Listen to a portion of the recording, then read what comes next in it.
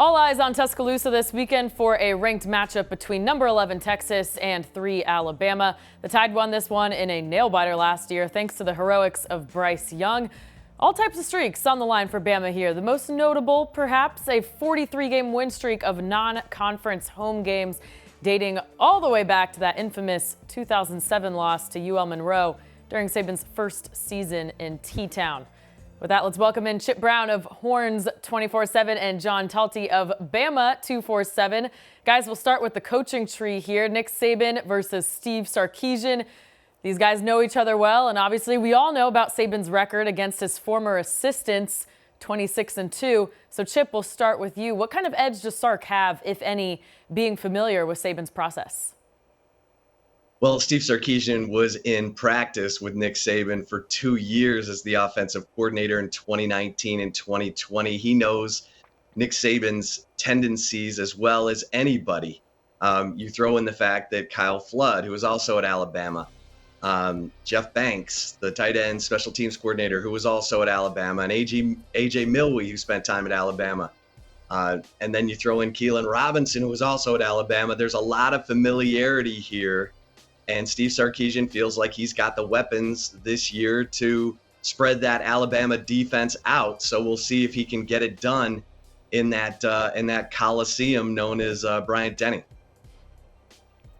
I think back to what Lane Kiffin said after he played against Alabama for the first time since leaving as his Nick Saban's offensive coordinator. And he said that he used everything that he knew that Nick Saban didn't like defending against him in that first game. And that's the kind of the power of knowing each other very well, especially being on opposite sides of the ball. I think Nick Saban knows very well what Sark likes to do, had a lot of experience working with him. He knows his tendencies. And on the flip side, Sark knows what Saban both is good at defending and also struggles with. So it's going to be a fun chess match between these two coaches who know each other well, know what they like to do, and will be trying to just kind of figure out what they can, pull off successfully against the other one, knowing all that information.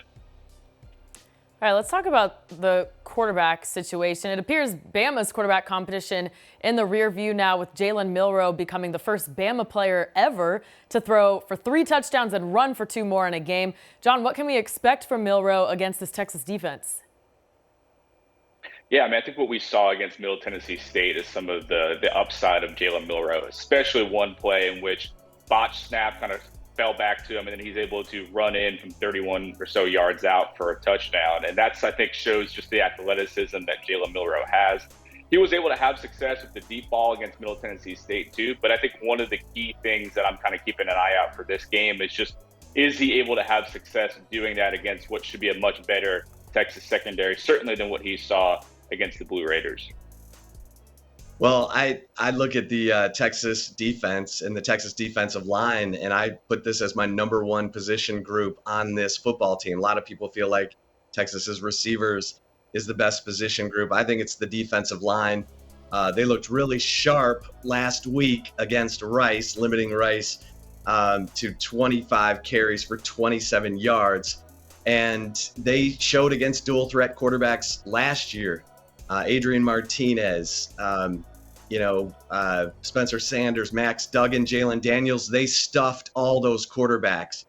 I expect Texas to use a spy on Jalen Milroe at times. But Tavondre Sweat, big number 93 for Texas, and Byron Murphy, big number 90.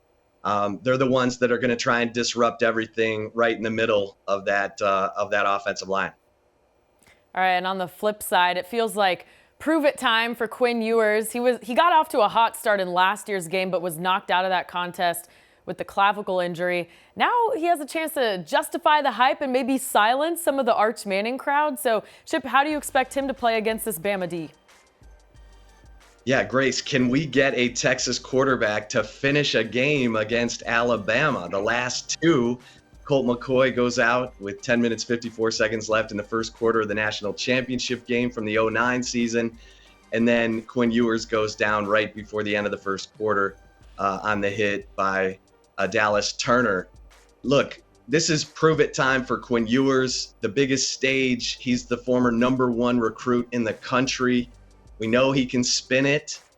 This is what he and Steve Sarkisian have been working for all summer long, all off season. This is why Quinn Ewers cut his mullet and got his body transformed.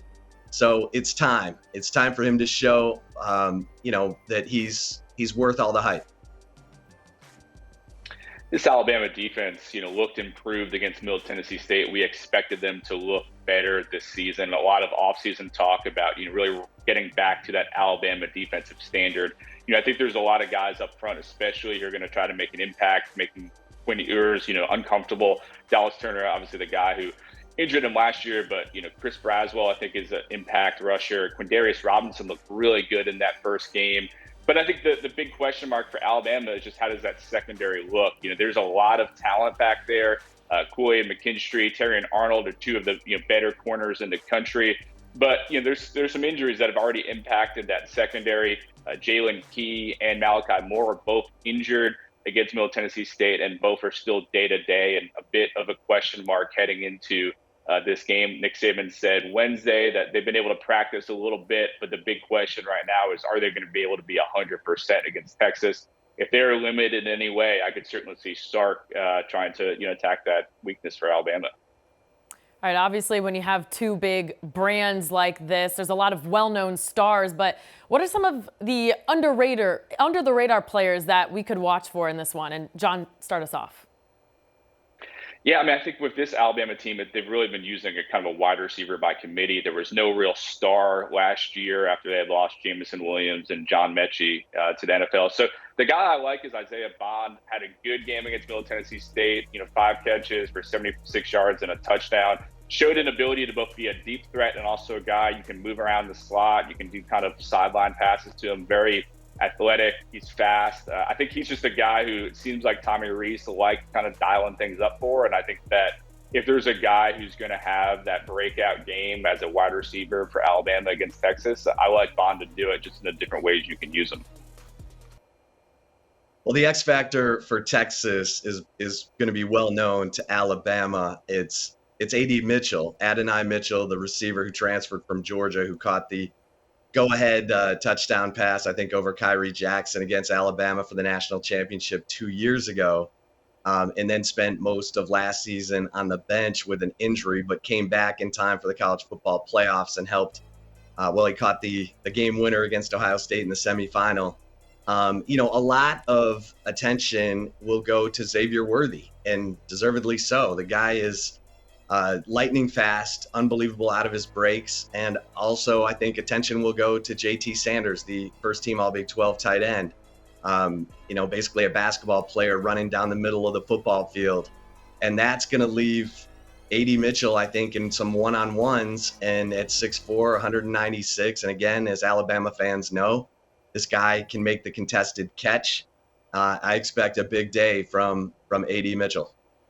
All right, one of the biggest games of the season, and these guys covering it like none other. Chip Brown and John Talty, thanks so much for joining us. And for more coverage on this game, check out horns247.com and Bama247.com for your recruiting and football news all season long.